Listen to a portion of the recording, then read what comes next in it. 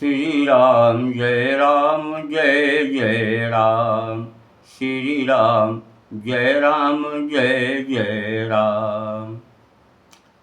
तो संपाति जो है सभी को समझा रहा है कि समुद्र के उस पार लंका है, वहाँ पर अशोक वाटिका के नीचे सीता जी बैठी। मैं देख रहा हूँ लेकिन तुम लोग नहीं देख पा रहे, क्योंकि मैं देखूं तुम नाही, गीधहि दृष्टि अपार, बूढ़ भयो नत करत्यऊं, कछुक सहाय तुम्हार। संपाति कहने लगा कि मैं उन्हें यानी सीता जी को देख रहा हूँ, क्योंकि गिद्ध की दृष्टि अपार होती है, बहुत दूर तक जाती है। क्या करूं, मैं बूढ़ा हो गया हूं, नहीं तो तुम्हारी कुछ तो सहायता अवश्य करता। अब उपाय बताता हूं कि जो नांगई सत योजन सागर, करई सो राम काज मति आगर, मोहि बिलो की धरहु मन धीरा, राम कृपा बस भयो शरीरा, राम कृपा कस भयो शरीरा। जो 100 योजन यानी 400 को समुद्र लांघ सकेगा और बुद्धि निधान होगा, वही श्री राम जी का कार्य कर सकेगा। निराश होकर घबराओ मत, मुझे देखकर मन में धीरज धरो कि श्री राम की कृपा से देखते ही देखते मेरा शरीर कैसा हो गया। बिना पंख का बेहाल था, पंख उगने से सुंदर हो गया। कि पापिव जाकर नाम सुमिरहि, अति अपार भव सागर तरहि, तासु दूत तुम तजी कदराई, राम हृदय धरि करहु उपाई। पापी भी जिसका नाम स्मरण करके अत्यंत अपार भवसागर से तर जाते हैं, तुम उनके दूत हो। अतः कायरता छोड़कर श्री राम जी को हृदय में धारण करो। अस कही गरुड़ गिद्ध जब गयवो, तिनके मन अति विस्मय भयवो, निज निज बल सब काहू भाका, पार जाई कर संशय राका। कागभूषुंड जी कहते हैं कि हे गरुड़ जी, इस प्रकार जब गिद्ध चला गया तब उन बानरों के मन में अत्यंत विस्मय हुआ। सब किसी ने अपना अपना बल कहा, पर समुद्र के पार जाने में सभी ने संदेह प्रकट किया। जरठ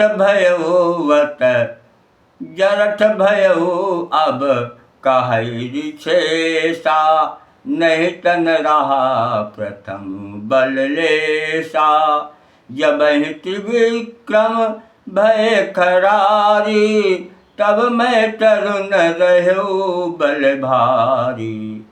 रीछराज जामवंत कहने लगे, मैं अब बूढ़ा हो गया हूँ, शरीर में पहले वाले बल का लेश भी नहीं रहा।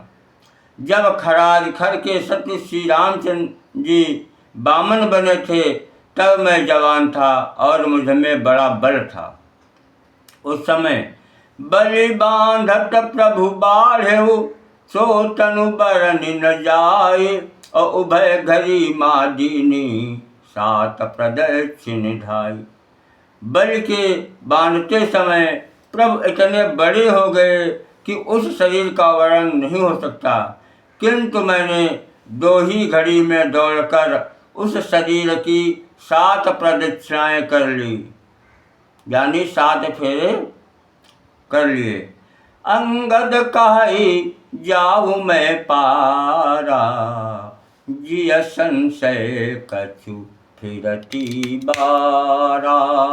अंगद कहने लगा कि मैं तो पार जा सकता हूँ, चला जाऊँगा, परंतु लौटते समय हृदय में कुछ संदेह है। वो क्या कि माता जी की तरफ हमारी पीठ होगी। जाते समय तो माता जी के सामने मेरा मुंह होगा, इसलिए चला जाऊंगा, क्योंकि लौटने में माता जी को पीठ दिखा करके आने में मुझे शंका है। तो जामवंत कहने लगे कि जामवंत कहा तुम सब लायक, पठय किम सब ही करनायक।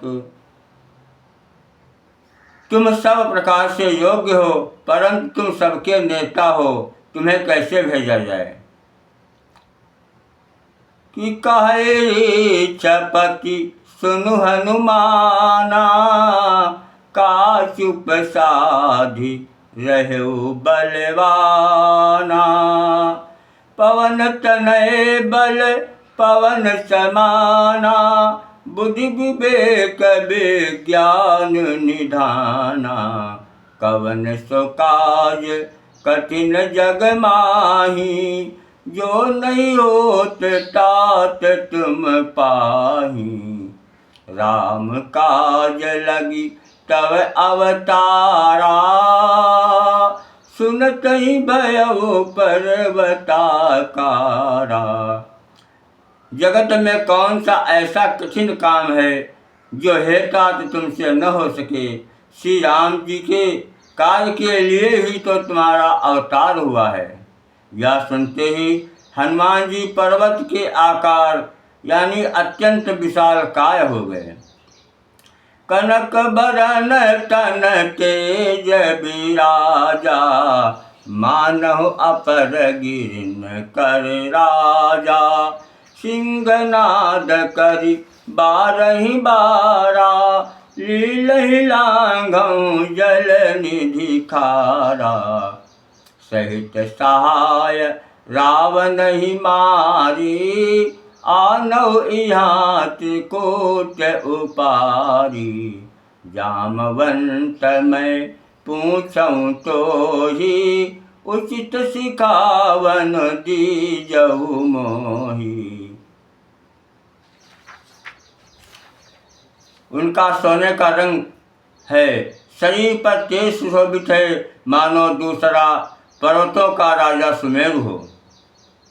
हनुमान जी ने बार बार सिंहनाद करके कहा, मैं इस खारे समुद्र को खेल ही में लांघ सकता हूँ और सहायकों सहित रावण को मारकर त्रिकूट पर्वत को उखाड़ कर यहाँ ला सकता हूँ। हे जामवंत, मैं तुमसे पूछता हूँ, तुम मुझे उचित सीख देना कि मुझे क्या करना चाहिए। तो जामवंत कहने लगे कि इतना करहूँ तात तुम जाई, सीत ही देखी कहूँ सुधि आई। तब निज भुज बल राजीव नैना, कौतुक लाग संग कपि सेना। जामवंत ने कहा, हे तात, तुम जाकर इतना ही करो कि श्री सीता जी को देखकर लौट आओ और उनकी खबर कह दो। फिर कमल नयन श्री राम जी अपने बाहुबल से ही राक्षसों का संहार कर सीता जी को ले आवेंगे। केवल खेल के लिए ही वे बानरों की सेना साथ लेंगे। कपिसेन संग संहारी निशिचर, राम सीतहि आनी है। त्रैलोक पावन सुजस सुर मुनि, नारदादि बखानी है। जो सुनत गावत कहत समुझत, परम पद नर पावै। रघुबीर पद पाथो ज मधुकर, दास तुलसी गावै। भव भेषज रघुनाथ जास भव भेषज रघुनाथ जसु, सुनहि ज नर अरुणाई। तिनकर सकल मनोरथ, सिद्धि करहि त्रिशिरारी। श्री रघुवीर का यश भव जन्म मरण रूपी रोग की अचूक दवा है। जो पुरुष और स्त्री इसे सुनेंगे त्रिशिला के शत्रु श्री राम जी उनके सब मनोरथों को सिद्ध करेंगे। नीलोत्पल तन श्याम काम कोटि शोभा अधिक सुनियता सुगुण ग्राम जासु नाम अग खग बधिक।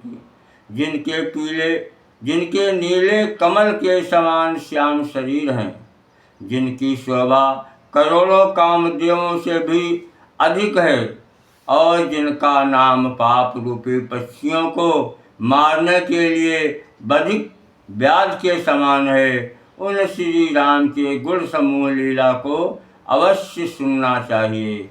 जय सिया राम, जय हनुमंत लाल की जय। साथियों, इस चैनल को लाइक शेयर और सब्सक्राइब करें तथा कमेंट में जय सिया राम, हर हर महादेव तथा जय हनुमान लिखें।